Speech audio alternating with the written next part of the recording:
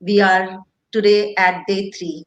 Day 1 witnessed the SME track, day 2 witnessed BFSI track, and today is day 3. Day 4 is going to have discussions around smart and safe cities.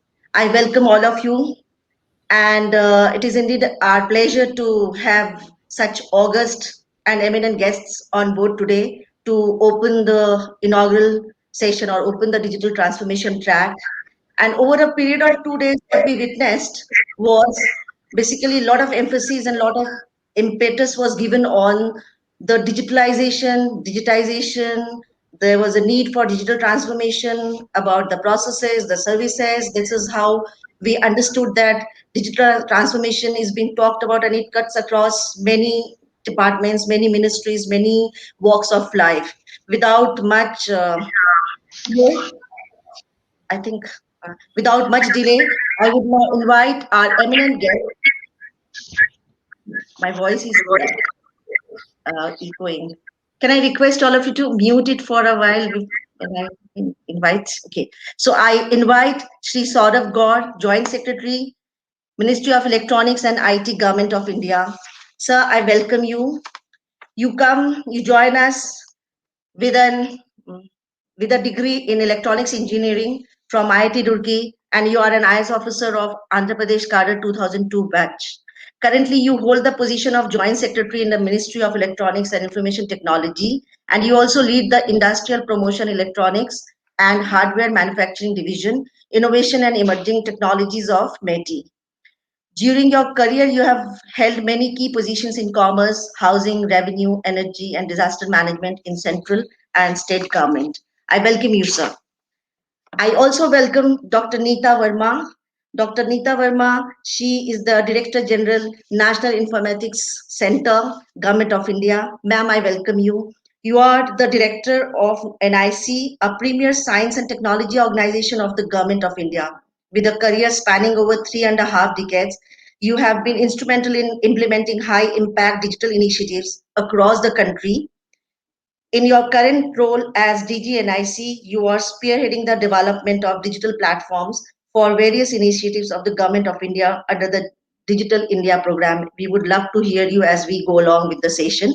I welcome Anir Chowdhury and have been fortunate to have worked with him and under him when we did a very big, huge, ambitious program of digital transformation, a conference in Bangladesh. Anir, thank you for all your support.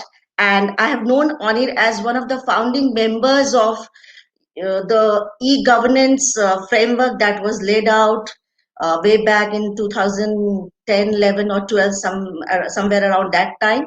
And he is also the policies, predominantly he is the policy advisor of the A2I program of the ICT division and the cabinet division of the government of Bangladesh, supported by the UNDP and Gates Foundation. In this capacity, he leads the formation of a whole of society innovation ecosystem in Bangladesh through massive technology deployment, extensive capacity development, integrated policy formulation, whole of government institutional reform, and an innovation fund. He is also a member of the Prime Minister's National Digital Task Force, Education Minister's ICT Division, and there are many more hats that he wears. And I welcome you on it on board. We have Dr. Kajal.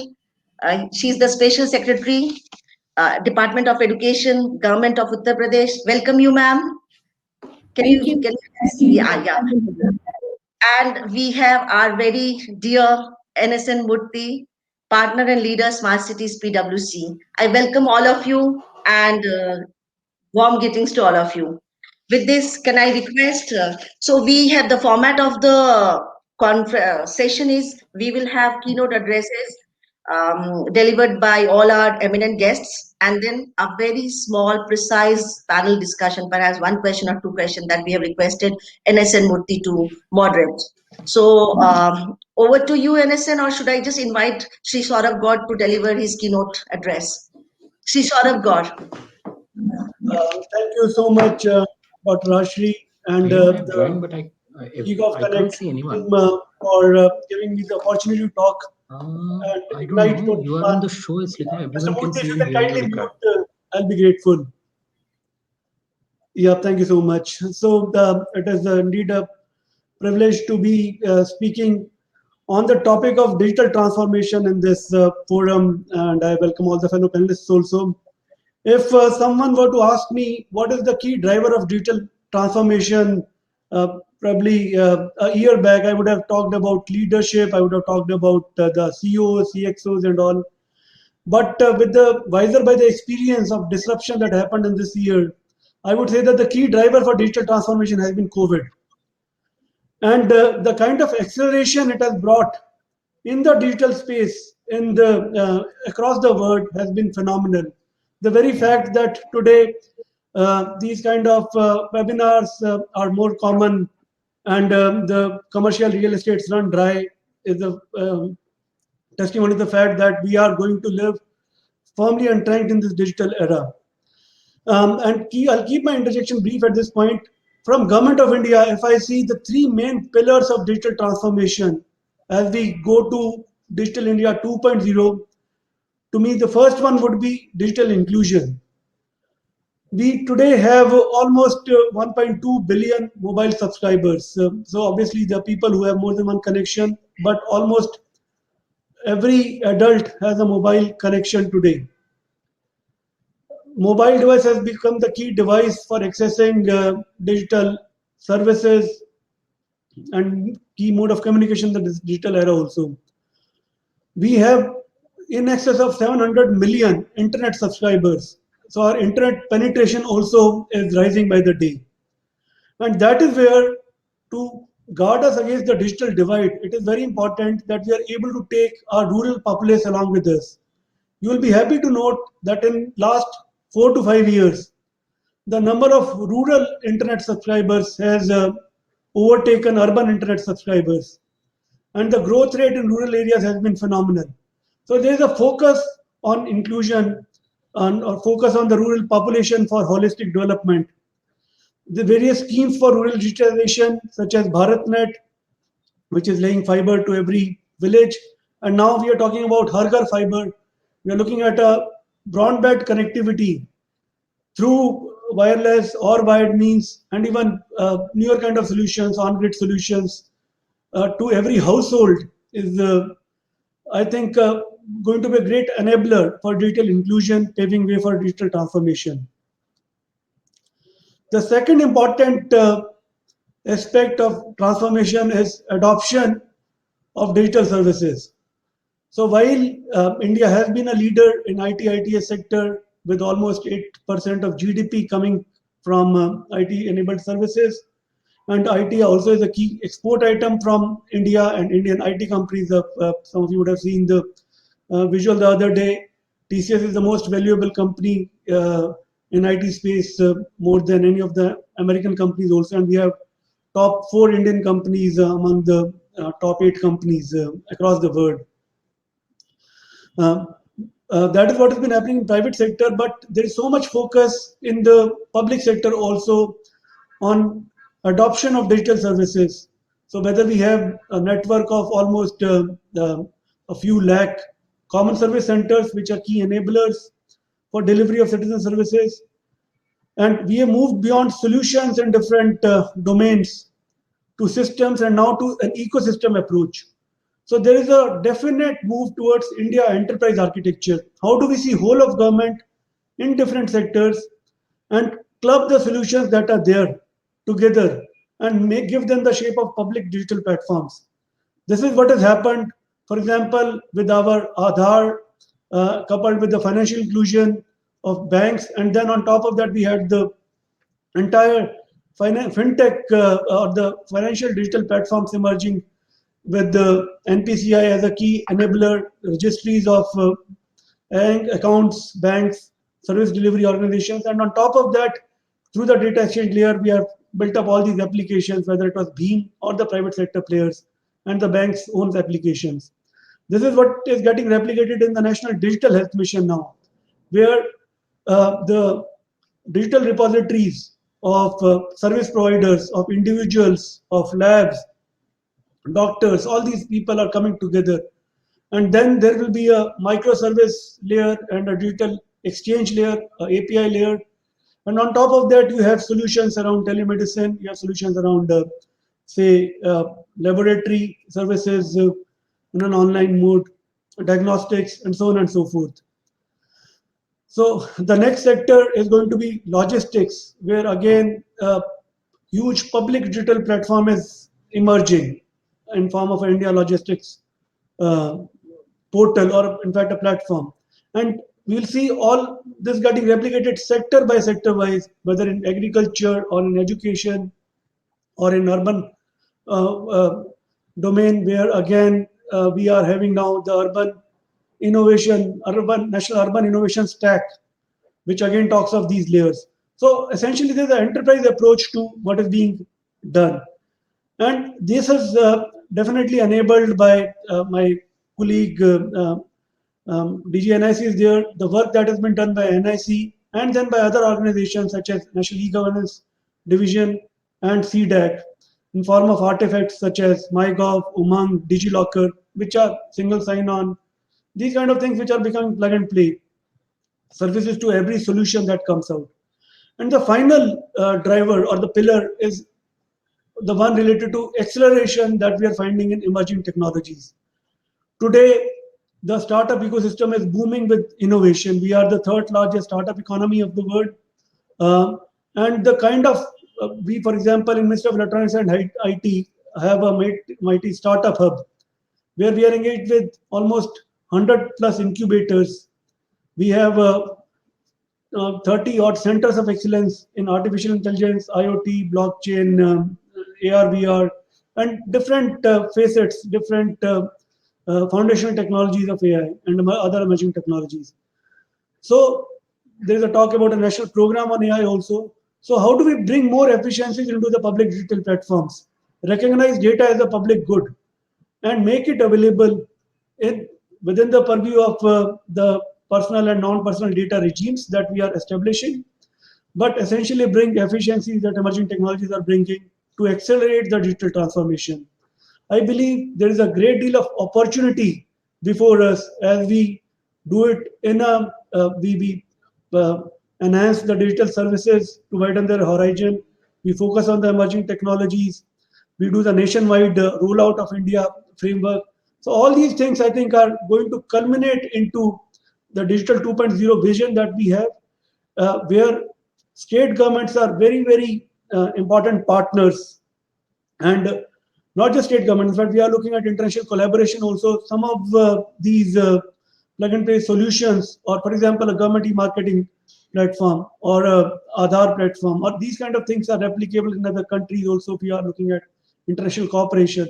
So this digital transformation within the country in partnership with state governments and also across India's borders and sharing our experiences with other countries is something that will get more traction in future.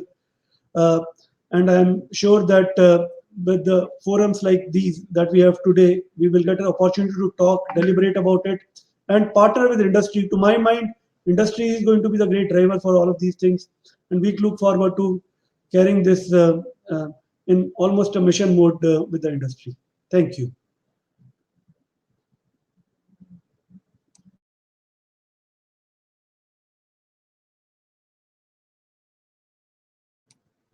You are muted, Dr. Rajeshree.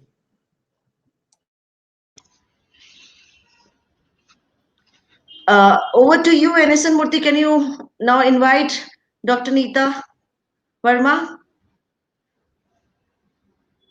You're also muted. Thank you. First of all, thank you, Mr. Gaur. This was very enlightening set of initiatives that you have shared. So I have few questions which I'll take it up later during the discussion.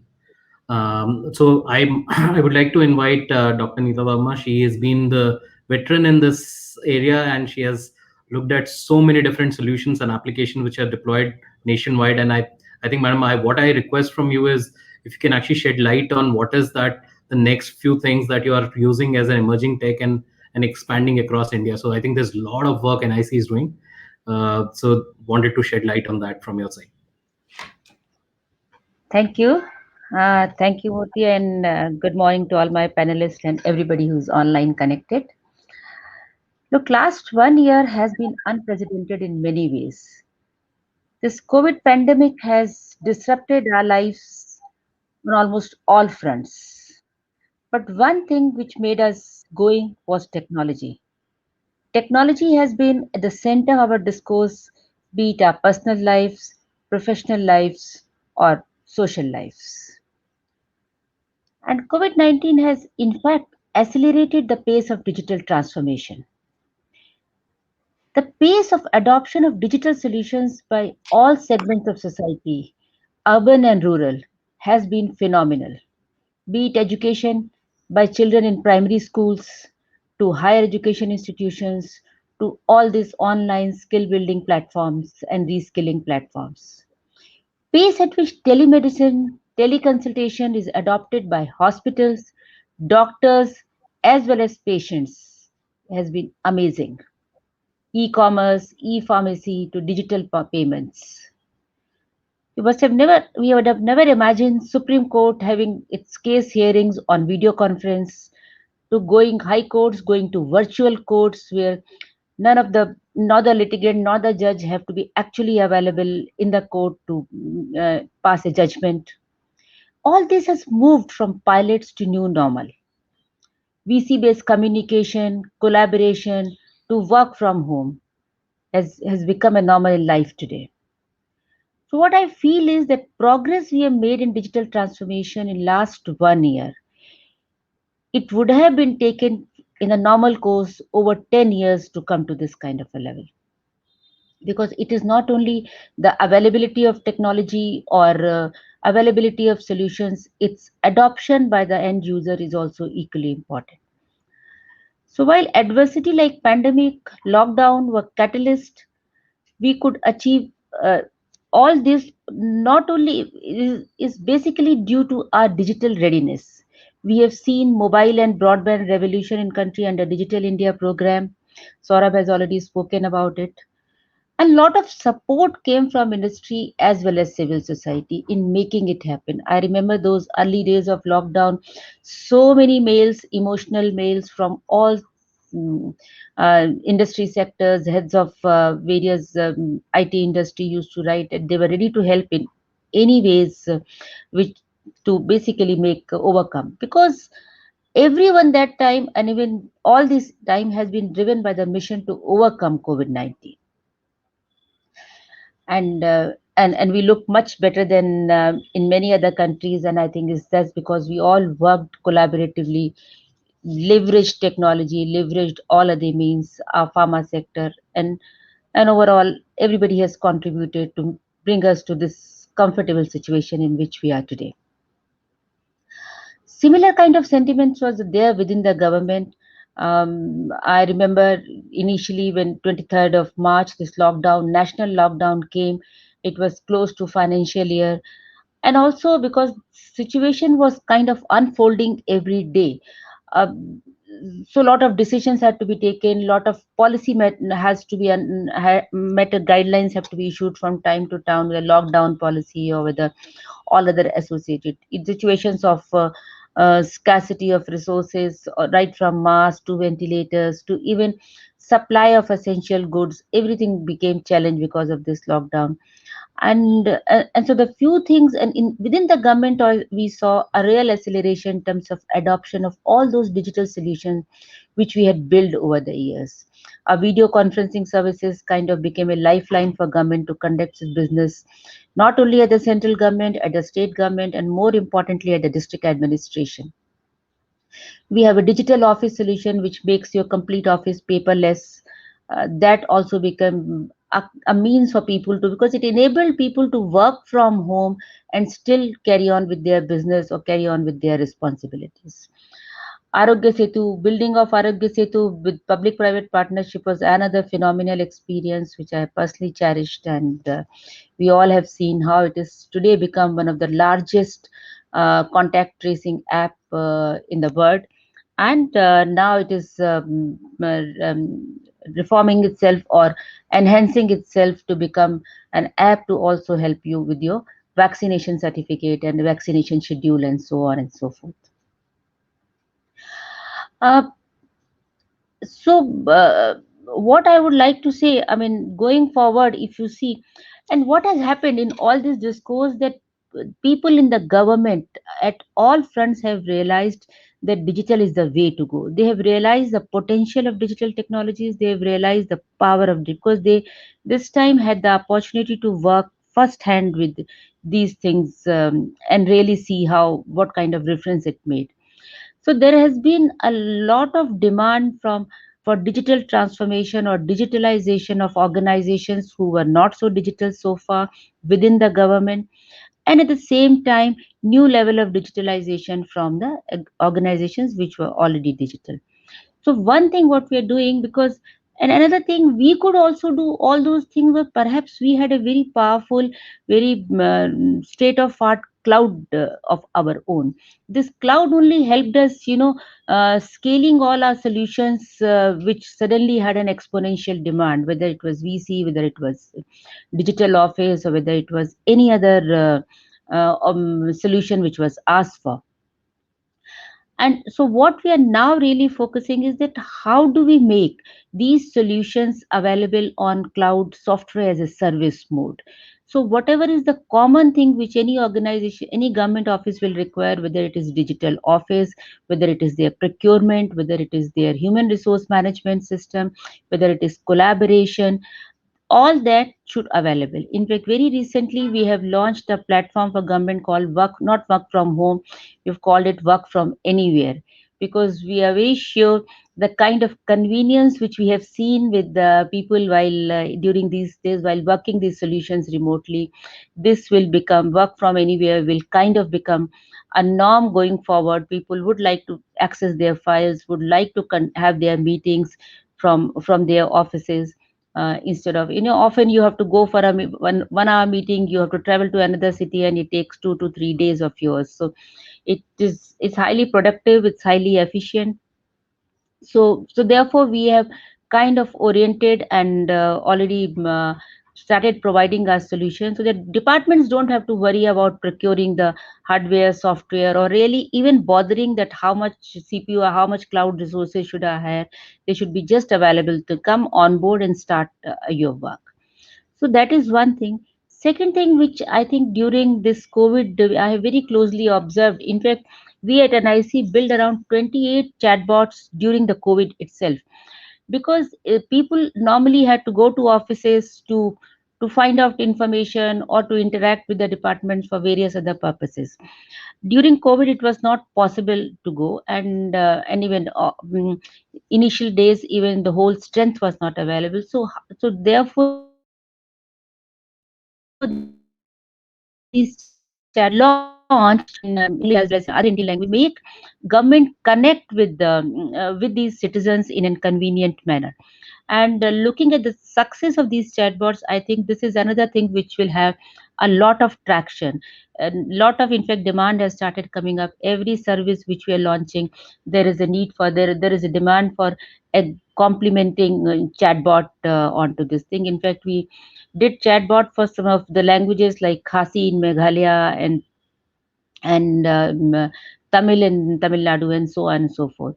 So looking at this demand and seeing this is going to go, so we are very soon going to announce a chatbot framework, build your own bot kind of a thing, where departments will be very conveniently using our cloud services, and our chatbot framework will be able to build their own chatbots for their regular services. And then this would be further supplemented. We have a center of excellence on AI which is doing a wonderful work, which will be then supplemented by machine learning and deep learning at the bottom, to make sure that this chatbot becomes intelligent as it interacts more.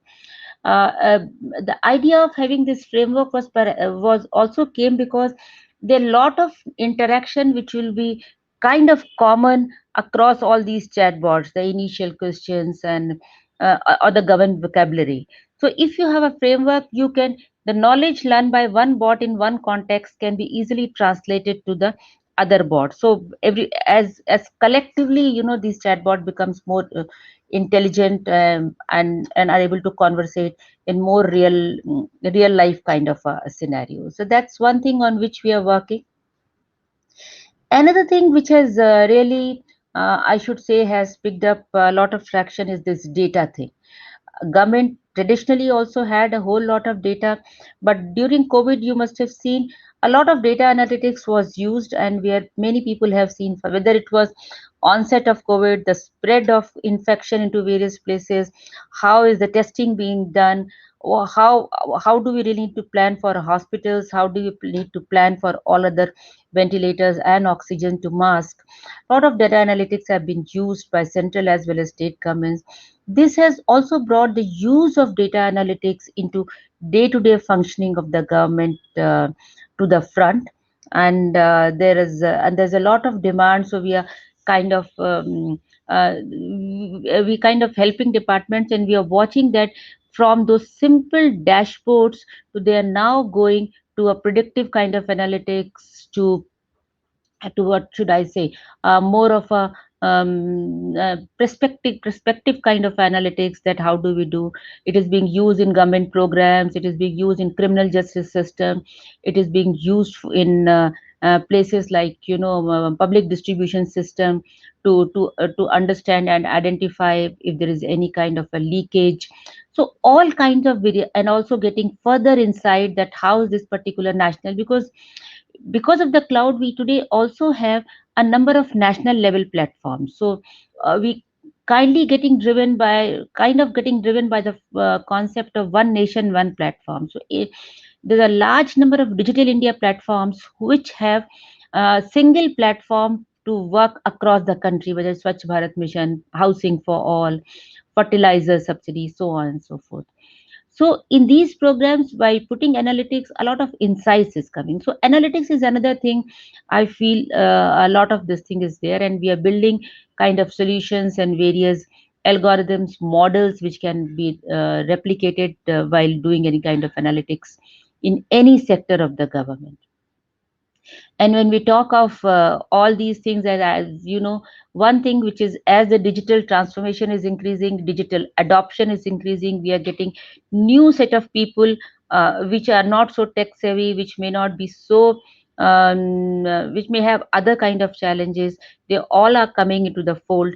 One of the responsibility or philosophy which we drive, that how do we make all our systems very safe to use, and therefore cyber security is also always at the core of our discourse, and we believe more in intrinsic kind of a cyber security than by just putting patches and all.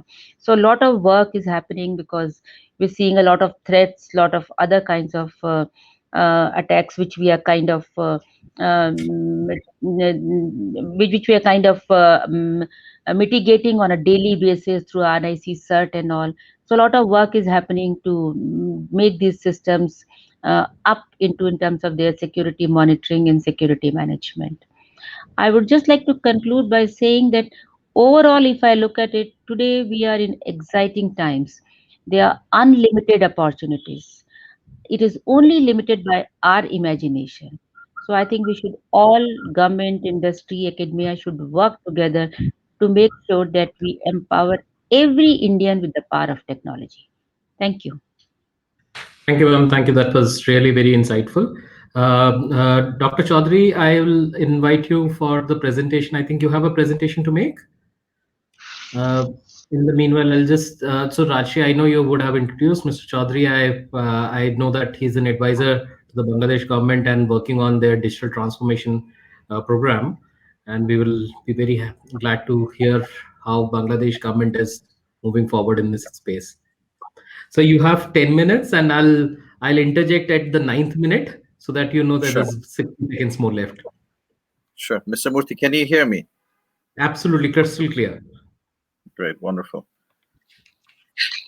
Good morning, Rajeshree. Really good to see you after many years. We worked together several years ago on that big conference. That was the Watershed Conference that brought a lot of new ideas from all over the world for digital Bangladesh. Distinguished panelists, viewers, what I will talk about in the 10 minutes or so that I've given is a story of digital Bangladesh, which started in 2008 when our Honorable Prime Minister declared a digital country to be achieved by 2021, which is this year, interestingly. So I think Mr. Gaur talked about how India has always been ahead in terms of use of technology for business and for citizens. Bangladesh was not. So we had to start from a situation where we had maybe few desktops in 2008 on our desks, but not really used. They were shrouded with this kind of a cover because we thought that if we used the computers, we'd actually destroy them because we did not know how to use the computers. And only 10% of our civil servants had access to technology at that time. So that's where we started with. The Digital Bangladesh political agenda came at a time when we needed leapfrogging. So the significant change that happened within civil service was the mindset change. So the mindset actually kept us back. I think Dr. Verma just talked about how the limitation is really in our imagination. So in the last 12 years or so, we have seen poverty reduction has happened significantly. Literacy, electricity. So these are all things that have jumped by leaps and bounds. Internet penetration has gone up about 100 times. We had about 10 or so digital services when we started out. We have over 1,000 now. We created what are called one-stop service centers in the village areas. We had about 2 at that time. Now we have 5,000 plus across the entire country. The number of websites went from 100 to 1, which basically means about 45,000 offices of the government, all of government that is now part of one national portal. We had chief innovation officers at that time, about 1 in every ministry. Now we have an innovation team in every ministry, every directorate, every district and sub-district, about 1,000 of them, and they catalyze innovation within government. So just to give you a perspective on the type of savings that we have done for citizens, we measure it with 3 parameters: time, cost, and visit. So we've saved citizens about 2 billion work days, about $8 billion, and 1 billion visits have been eliminated. So that's a metric of how we have measured progress. The interesting thing about COVID dividend, the 2 previous speakers talked about how COVID actually presented an opportunity. But I think nations who were prepared the most were able to take that opportunity. Otherwise, the opportunity just passed us by.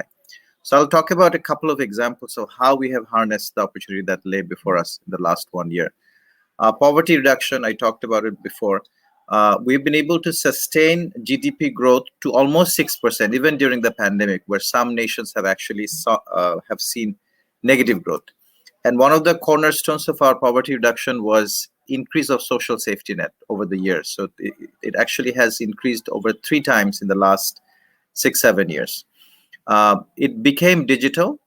Before the pandemic, it was, I would say, maybe 20% digital. During the pandemic, it became all digital. So we created, using a mechanism of the central bank called a limited eKYC, we were able to create millions of mobile wallets for social safety net beneficiaries and also our garment workers. So the number of social safety net beneficiaries who got payments using mobile wallets went up almost 3-4 times. Number of garment workers who started using mobile wallets went up almost 3 times. So that's the kind of transformation that we saw during COVID. This is an example, I'll go over this very quickly, from the healthcare sector. Through an unprecedented public-private partnership, we set up what is called a collective intelligence in the health sector. So citizens self-reported. When the pandemic started in March, the March, April, May timeframe, we only had 1 PCR lab in the entire country, RT-PCR lab. So we needed to know where the disease was progressing the fastest and prioritize our interventions properly. So we set up this intelligence platform where people would call in and report symptoms, and data analytics using artificial intelligence allowed us to understand where the disease was progressing the fastest. Overnight, there was almost 4,000 doctors who created this telemedicine portal and a telemedicine line. So people would call in and get e-prescriptions because facilities were closed.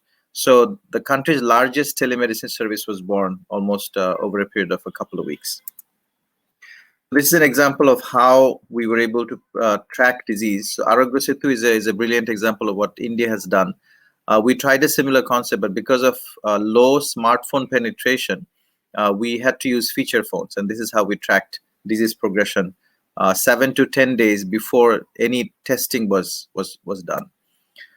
We repurposed our 333 national helpline, which became a conduit for not only corona advice, but also telemedicine, emergency food supply. So people would call in to ask for emergency food. They would call to do e-commerce. A lot of people did not have access to the internet, so they would call this number to actually order food and other commodities, and that became known as p-commerce, phone commerce in the country. We used the same helpline for stopping thousands of child marriages across the entire country by intercepting through sending government officials at the time of marriage. You talked about how court system became digitized. We had been trying for years to digitize the court system to no avail. COVID made it happen.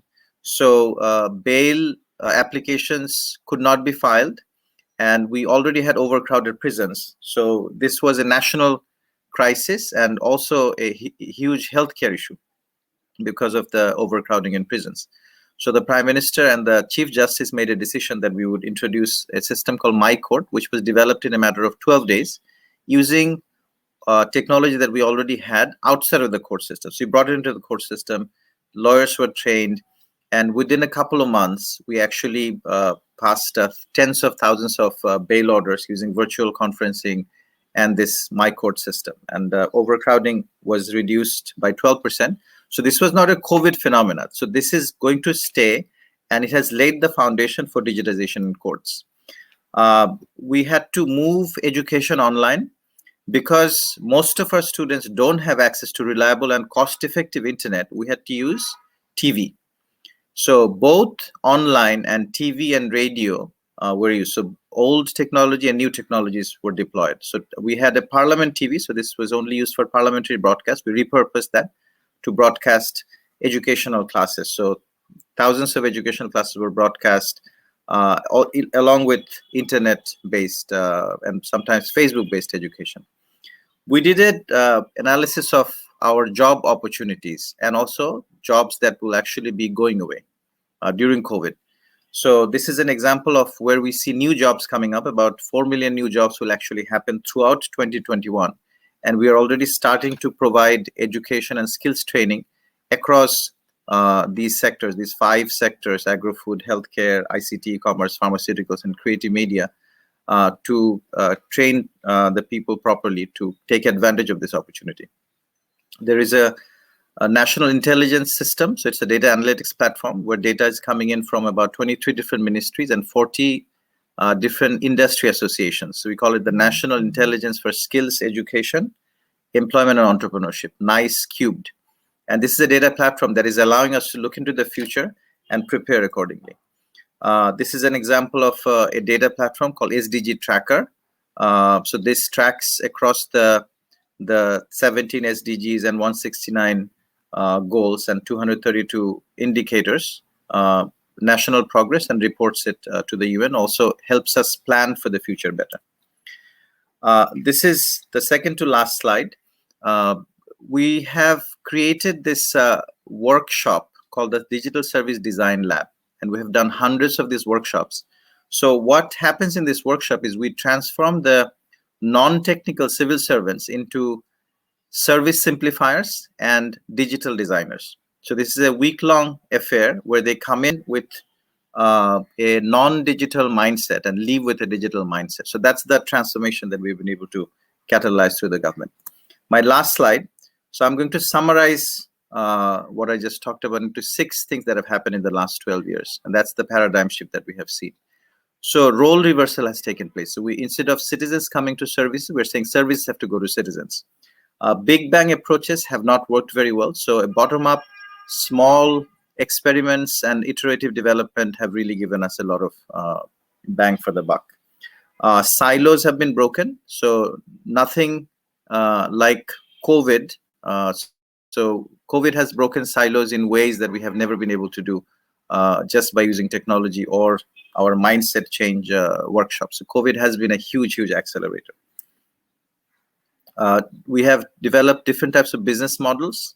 I talked about the digital centers that we created in the rural areas, 5,000 of them. So that works in a public-private partnership mode. It's hosted by government, but run by micro entrepreneurs. So different types of business models have arisen. We have created the concept of fail. It's okay to fail.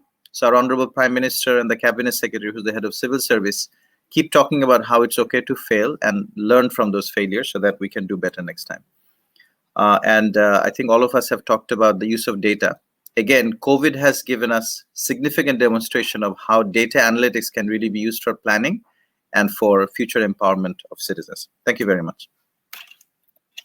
Thank you so much, Mr. Chowdhury. Dr. Kajal, I would like to invite you the next. And just for introduction, Dr. Kajal is the Special Secretary Education in Government of Uttar Pradesh. And before that, she was running a very important mission, which was as a director, Smart Cities Mission for Uttar Pradesh, the largest state and the largest number of cities under that. So, Dr. Kajal, all yours, 10 minutes, and I'll interrupt you at the 9th minute. Thank you. I may not take that long. First of all, good morning to everybody, all my viewers and the distinguished panelists. It's really, very enlightening to hear the views of everyone. And I would say that it's a learning experience for us as well. Whenever we come on these kind of panel discussions, I would like to thank you all to have me here and listen to such great work which is being done in other parts of the world. Hearing from Bangladesh, from Government of India, it's a kind of alignment that we get to know like what else we can do more and how we can actually become better. The topic is I would say is great, and we all know that I agree with my previous speakers that how COVID has actually changed this whole scenario. Like what Dr. Verma was telling that what we may not have achieved in next 10 years, COVID actually pushed us to bring that change within a short span of time. And I believe this has been like a blessing in disguise in that sense that the government function has really seen a paradigm change in the past few months. Personally, I have witnessed it, and I can vouch for that. So my personal experience, as we all understand, we all agree that India is the fastest growing, digital adopter, one of the fastest, second fastest countries in the world when it comes to, adoption of this digital technology. And as we have heard from Government of India's representatives, that there has been a lot of vision on that, in that sense that we would like to bring this kind of technology and adopt it so that there is more accountability and there is the service delivery becomes more efficient. And now the focus is on the service delivery, and I think that is what we all are meant for as a civil servant. So this digital transformation is definitely going to help us in a very, very long way, and making things faster, efficient, accountable, transparent to the citizens that they deserve. A few things that has come from my experience, like this whole mass financial inclusion scheme and this Jan Dhan Yojana had come. Aadhaar was introduced. Nobody had imagined that today we are having like 95% of the adults have enrolled into Aadhaar today. So this is, I would say, it's a big achievement from government perspective.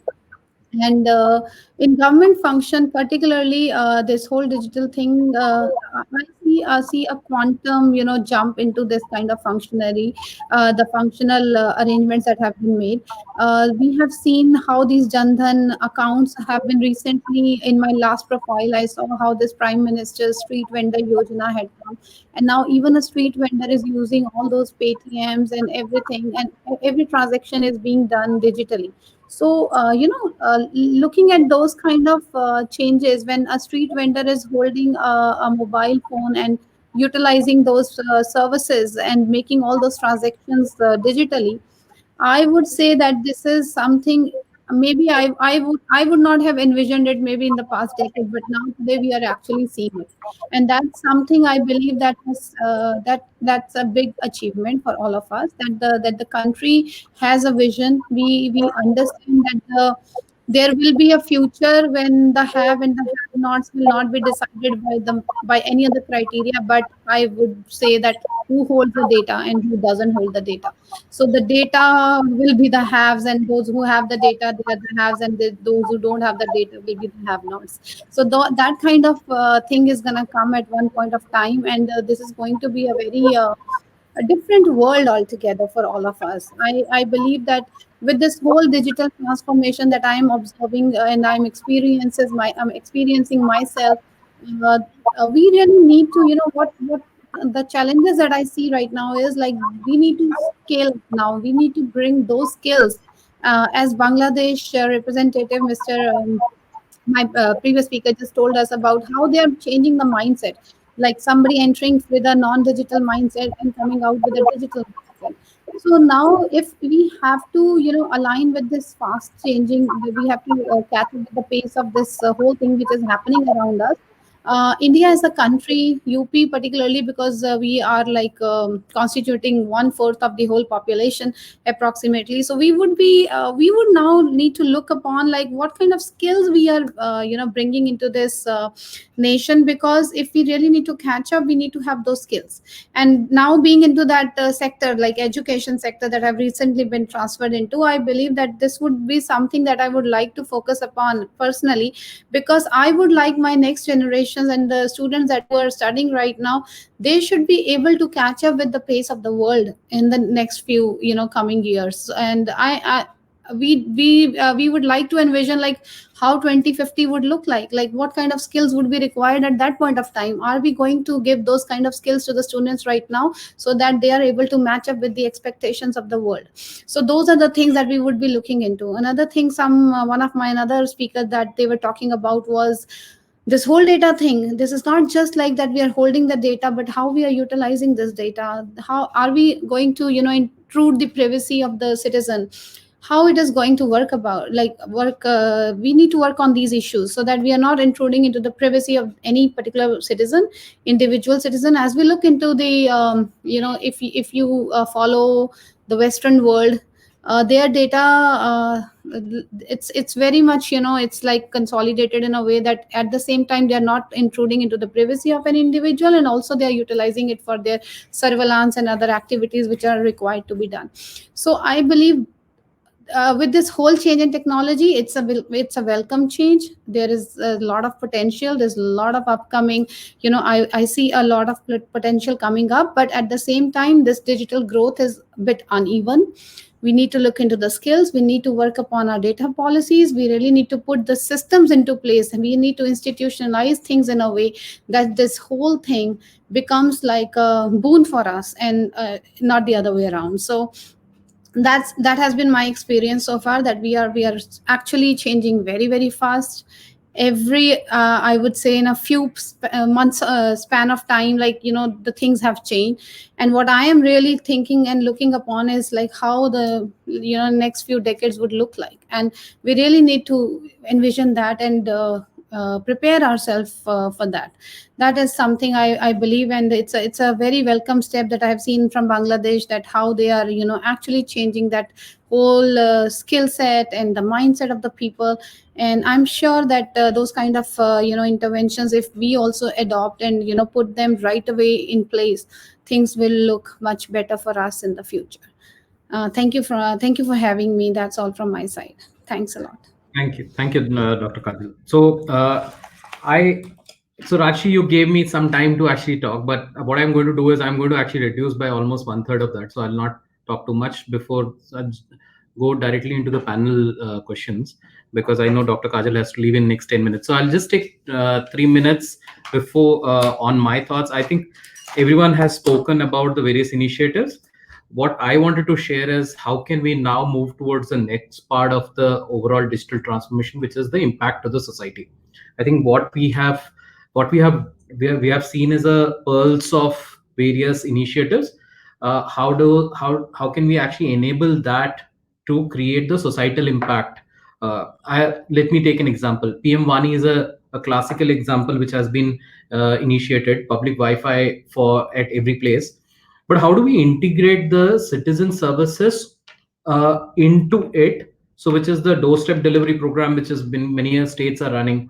So while CSC is going to run the PM Vani or ITI is going to run the PM Vani and the doorstep delivery is run by somebody else, but how do we get that integrated? Because this is going to be a state level play then at that time. The second is, how do we get, for example, the cloud and the various applications which are already existing on NIC's platform, for example, work from anywhere. That kind of a platform on the PM Vani platform given to the village level entrepreneurs.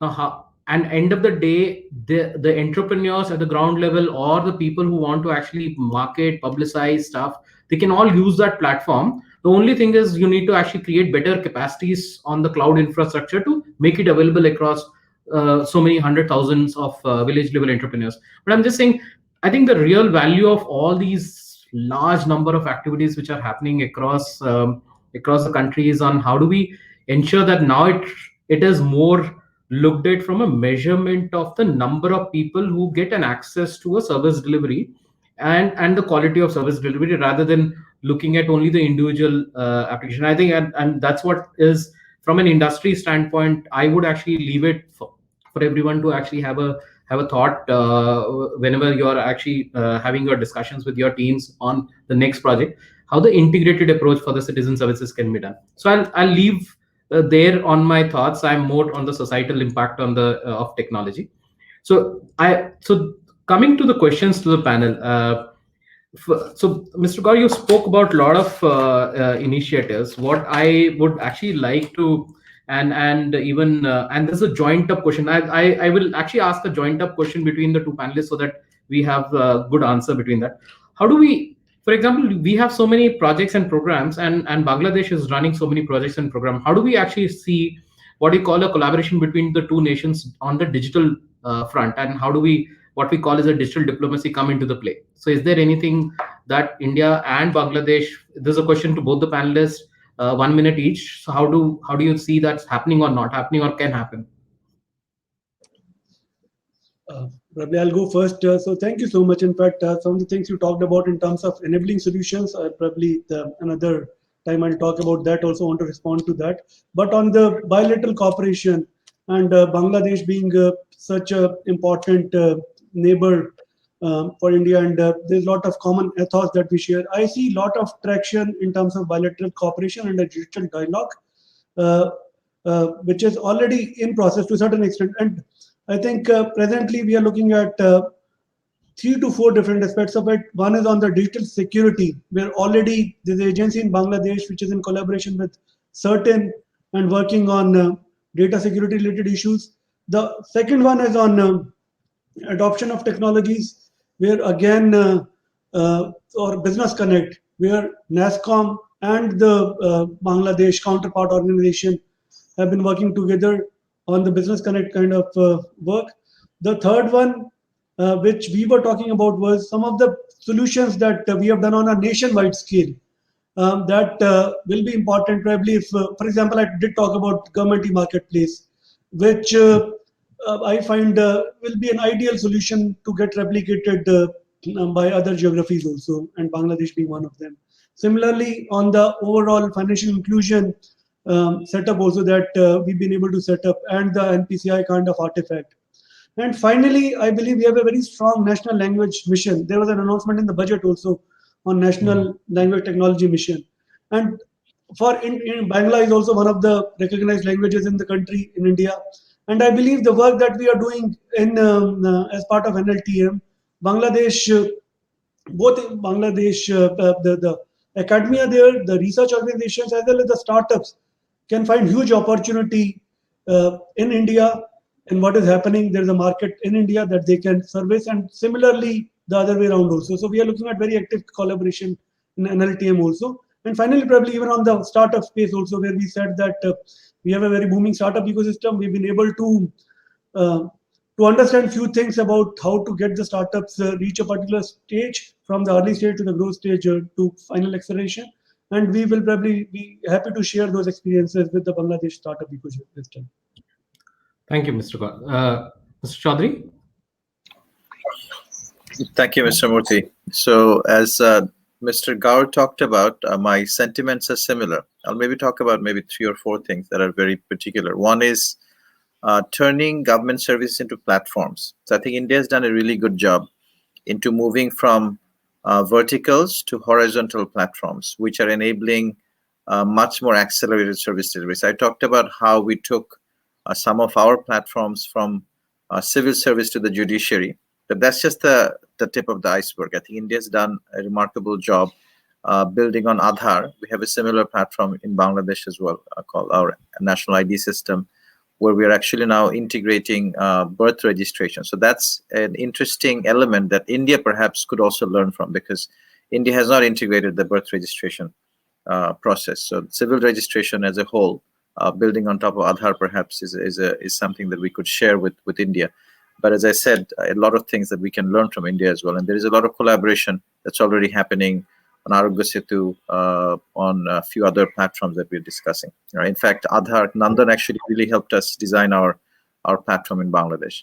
The second is the startup ecosystem. I think India has had a much more vibrant startup ecosystem, and we have seen a lot of innovations in agrotech, edutech, and health tech and fintech coming from these small startups in Bangladesh during COVID. So India has done a much more, I think, remarkable and long-standing job of building the startup ecosystem. We could learn from that as well. I'll stop there. Okay, great. So the next one is, I think I'll ask between again Mr. Gaur and Dr. Kajal. The question is, so we are talking about large nationwide programs, Mr. Gaur, and we spoke about those. But how do you actually create? So Dr. Kajal, I'm going to ask a joint up question between you and Mr. Gaur. So while the central government is looking at mission-wide and the nationwide projects, and whether the state has in the past, and I wanted to actually have Dr. Neeta also into this, the technical capacities on the ground were limited or has been still getting matured, while the applications, the kind of complexity of the application of the central government has evolved tremendously. Therefore, the deployment on the ground has always taken a backseat, or I'll say it has been slowing down on the state and the city and the village level. So how do you look at what is the center is doing? Because if you look at eBharat Nirman or the mission NEGP at that time, it had a lot of technical capacity support to the states, which is today not there from the center to the state. And reverse it, Dr. Kajal, how do you see that these technical capacities, in absence of central government support, can you develop and create internally and run that? And the DIOs and the SIOs from the NIC, because the joining has been stopped for a very long time, that capacity is also not there available to you at the various levels. So therefore, it's a tech crunch on the ground at this moment. Well, I would like to differ on that, because it's not just like, you have so many other avenues by which you can really work, and I don't see, like, if there is a will, there is a way. That's the kind of situation I've always seen in the ground, that despite I agree that we may not have the in-house capacity, but you can always bring people from the private sector, bring the consultants on, and we have been able to do that, as you had like, for example, I was in the smart city mission, so we've been able to hire a team of 17-18 people who are now working with us as consultants and helping us with all those kind of gaps that you just mentioned about. So it is, I personally feel, I have worked for now like 12-13 years with the government, and my personal experience has been that if there is a will, like, if government wants something and it needs to be delivered, it gets delivered. That's how it is. So it's all about the kind of, what really is the vision that the government brings, like whichever government is there. And right now, as we can see, that there is a lot of emphasis on technology, and I don't think that ever like in every ministry we have got a lot of support. I worked with different ministries. It was power, health, and recently it was urban development, Ministry of Housing and Urban Affairs, and all the joint secretaries, and everybody who's been there, and there is a big team there available, and anytime we had a problem, rolling out of any schemes or getting some capacity building done or needed their support, they have always been present, and we would have been able, like, we got the help that we always wanted at the time. So I personally feel there is not a crunch. we have people available. But I agree with you on one particular point, that rather than depending on this other capacity like consultants, if we could really bring on this kind of change internally, because it makes the system strong. And in house, people are then, of course they have the responsibility and they are accountable to the government. So that's a kind of it creates much more stronger sense of loyalty and the commitment that I would like to see, that the government should be working on this restructuring, reorganization, and changing their whole set of eligibility criterias when we are recruiting people, because the rules that have been framed for recruitments are very very old, and the things have changed. For example, in the urban department, if I talk about, now we need people like environmental engineers, we need people with different skill sets that are now they are the need of the hour. So we are now emphasizing and pushing upon those things, that we need to now rethink, repurpose, repackage everything, and bring those kind of people in house, which are able to help us with the expectations of the people. What we are expected to do can only be delivered if we have those kind of skill sets available with us. So that's how it is.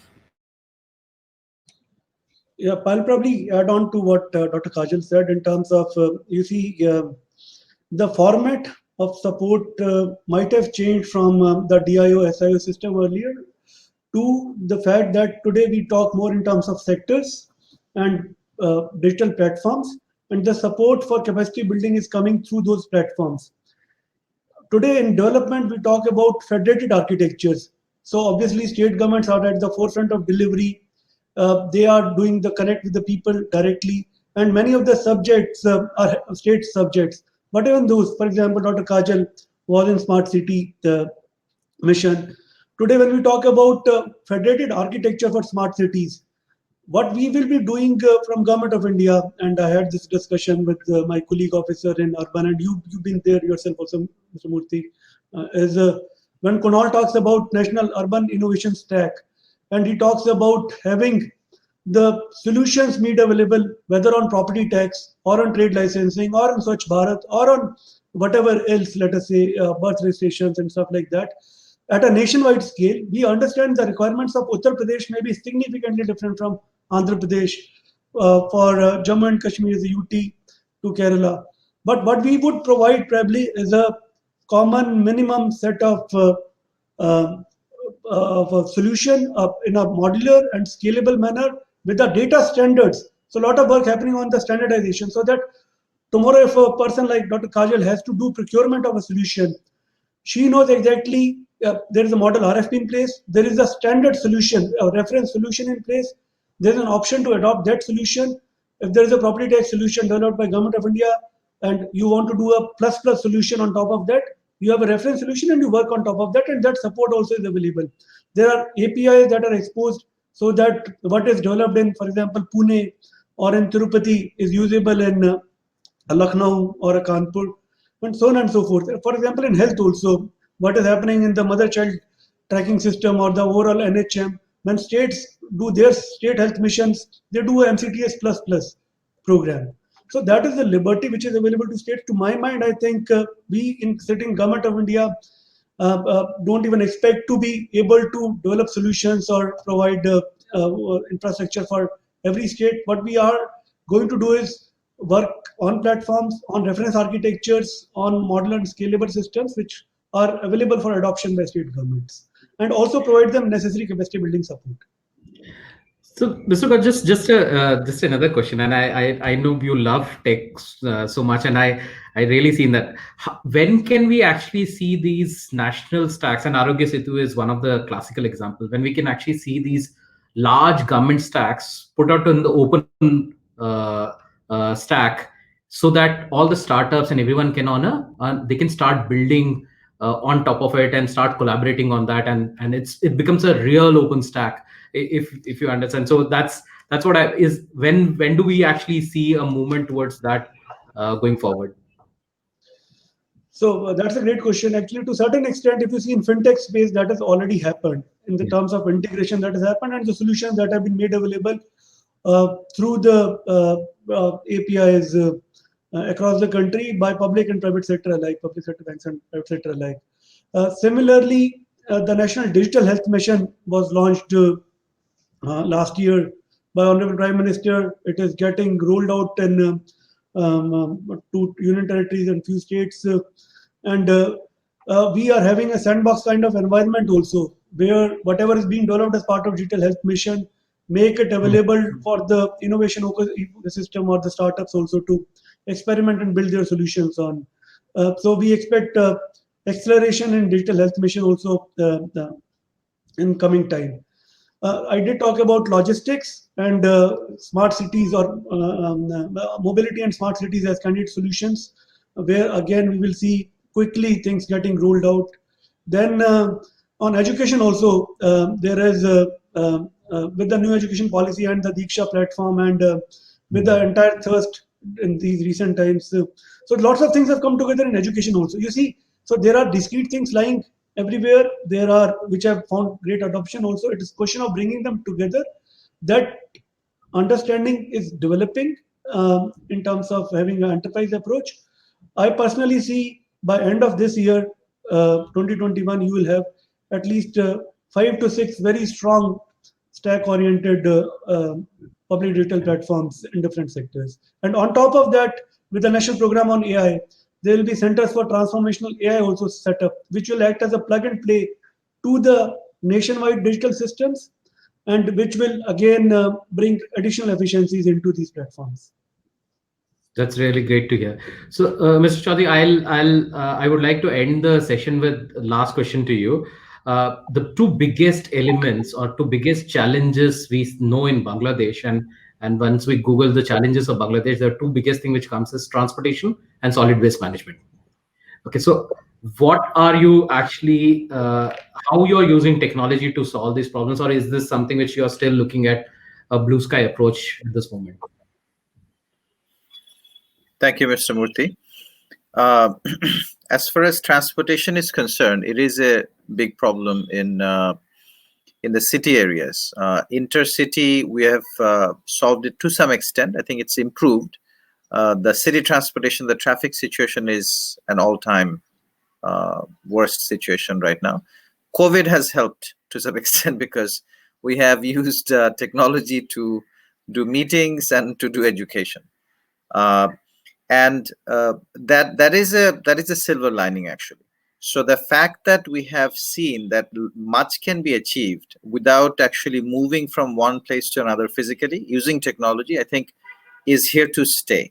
So we're now revising our education policy that's about 10 years old now, using what we now call blended learning. So essentially what can be achieved in the classroom, or what must be achieved in the classroom, and what can be achieved away from the classroom. So that will actually reduce load on traffic. Similarly, I think video conferencing, the way we got used to it, the way we actually got used to making decisions using electronic filing, WhatsApp, so all those things will help. But that does not take away from the real problem, that how do we manage traffic? So it's not a digital only solution, obviously. I mean, there is a lot of physical infrastructure development that is ongoing. We're developing our rapid transportation system, the subway and all of that. So those will come in the next few years. And that will ease load. And there's going to be a lot of data and digital integration that will actually go into operation for traffic management and transportation management. So technology will actually provide a lot of help there.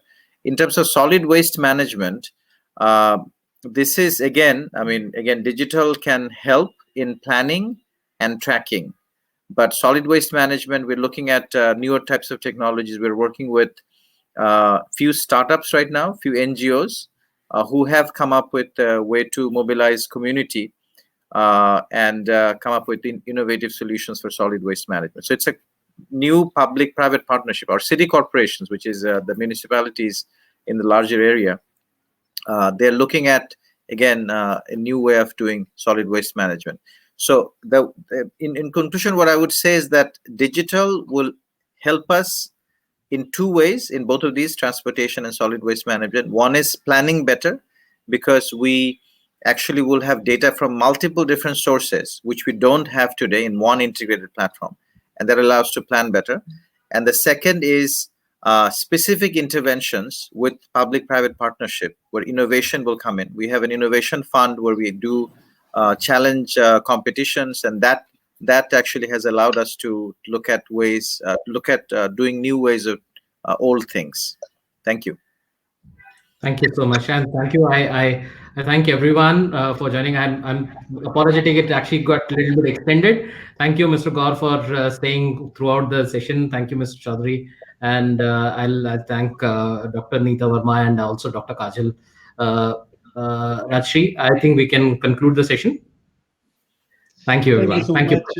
Thank you, Mr. Murty. Thank you, Chowdhury Saab, and thank you, Dr. Rajeshree. Thank you. Thank you, Mr. Gaur. It was very good to hear your perspectives on what's happening and what will happen. It's a pleasure, and I look forward to connecting with you. So absolutely.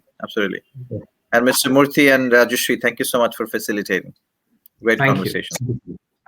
Have a nice day. Bye. Rajeshree, you're muted. Rajeshree, you're on mute. Problem digitally engaged that I have to be. Okay, so thank you so much. And the agenda for the day has been set so aptly, and we should just be able to take it forward today for the day to get over and look forward. Thank you so much.